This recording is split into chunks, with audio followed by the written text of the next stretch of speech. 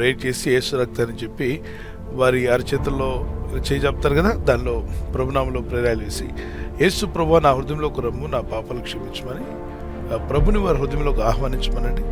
యేసైన వారి హృదయంలోకి ఆహ్వానించిన తర్వాత యేసు రక్తమే నా జయమని చెప్పి వారు రాసుకోవచ్చు. అలా ప్రేరాలు రాసుకుని ఎంతోమంది విడుదల పొంది ఆ తర్వాత రక్షణలోకి వచ్చిన వాళ్ళు అన్యులు ఎంతోమంది నేను చూశాను. కాబట్టి ఒక సహోదరి మన ఎద్దుకు వస్తూ వెళ్తుండేది. ఆ మొన్న గ్రామంలో అసలు ప్రభుని నమ్మిన వాళ్ళు సరిగా ఉండేవాళ్ళు కాదు.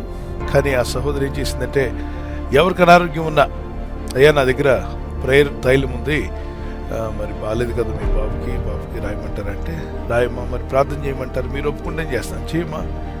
యేసు రక్తం చెప్పించి ప్రార్థన చేసి ఆ ప్రేయర్ ఆయిల్ వాళ్ళ చేతికి ఇచ్చేది. వాళ్ళ ఇంట్లో వాళ్ళ అమ్మ కానీ వాళ్ళ నాన్న కానీ ఆ బిడ్డకు రాస్తుండేవాళ్ళు.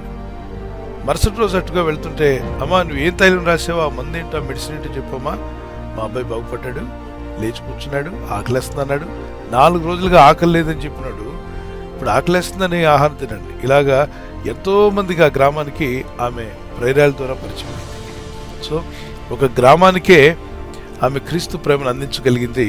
చదువుకున్నవాడు కాదు, కానీ జస్ట్ ప్రేరాయిల ద్వారా ప్రభు యొక్క పరిచర్యలు అనేకులకు అందేలా చేసింది. అనేకులు ప్రభు తర్వాత రోజుల్లో ఒక్కొక్కరు మీరు వెళ్ళే ప్రార్థన మందిరం ఎక్కడ, చర్చ్ ఎక్కడ అని తెలుసుకోవడం, రావడం, ఇష్టపడిన వాళ్ళు వస్తారని తీసుకురావడం, ఆ తర్వాత ఆ గ్రామంలో వాళ్ళంతా కూడా ప్రభుత్వం కనెక్ట్ అవ్వడం, ఆ ఊర్లో వాళ్ళు సాక్షి విని ప్రెసిడెంట్ గారు భార్యకు బాగాలేకపోతే ఆయన ప్రార్థన చేయించడం, ఆవిడ బాగైందని చెప్పి వారు సాక్షి కూడా, ఇట్లా ఒకరి తర్వాత ఒకరు దేవుని ప్రేమను తెలుసుకున్నారు.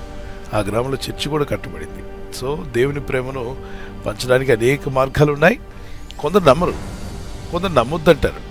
వ్యతిరేకులు ఎప్పుడు వ్యతిరేకిస్తూనే ఉంటారు. యేసు ప్రభు వారు చంటి బిడ్డగా ఉన్నప్పుడే హెరోదురాజు చంపాలనుకున్నాడు. అలాగే సువార్తను లేకుండా చేద్దాం అనుకున్నారు. ఈ ప్రపంచంలో ఈ 2000 సంవత్సరాల నుండి ఈ ప్రయత్నం జరుగుతూనే ఉంది. సువార్తను ఆపాలి, యేసుప్రభుని ఎవరు నమ్మకూడదు, యేసుప్రభుని లేకుండా చేయాలి, యేసుప్రభు శిష్యుని లేకుండా చేయాలి, సువార్త లేకుండా చేయాలి, బైబిల్ లేకుండా చేయాలి, ఎన్నో ప్రయత్నాలు. కానీ ఎవరి తరము కాదు.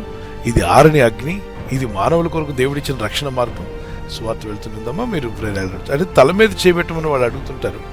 అయితే బైబిల్లో 1 తిమోతి పత్రిక 1 తిమోతి 5వ అధ్యాయం 22 నుండి 25 వచ్చిన ప్రకారంగా, త్వరపడి ఎవరి తల మీదను హస్త నిక్షేపణం చేయకము, పరుల పాపంలో పాలువాడు కావద్దాను. త్వరపడి ఎవరి మీదనైనా హస్త నిక్షేపణం చేయకము, పరుల పాపములలో పాలువాడివై ఉండకు, నీవు పవిత్రుడిగా ఉన్నట్లు చూసుకున్నాము. తొందరపడి మన చేతులతో, చంటి బిడ్డలు అనుకోండి, చేతులు పెట్టి ప్రార్థన చేయొచ్చు. పెద్దవాళ్ళు వాళ్ళు ఏం పాపం చేసేచ్చారో మనకు తెలియదు, ఏ దోషాలు ఉన్నాయో తెలియదు అని చెప్పి వాళ్ళని అంటే వాళ్ళు బాధపడతారు. కనుక ప్రభువా నా హృదయంలోకి రమ్ము, నా పాపాలు క్షమించమని వారితో పలికించి ప్రార్థన చేయించి ఆ తర్వాత ఆయిల్ వారి చేతులు వేడి తల మీద రాసుకోమనండి.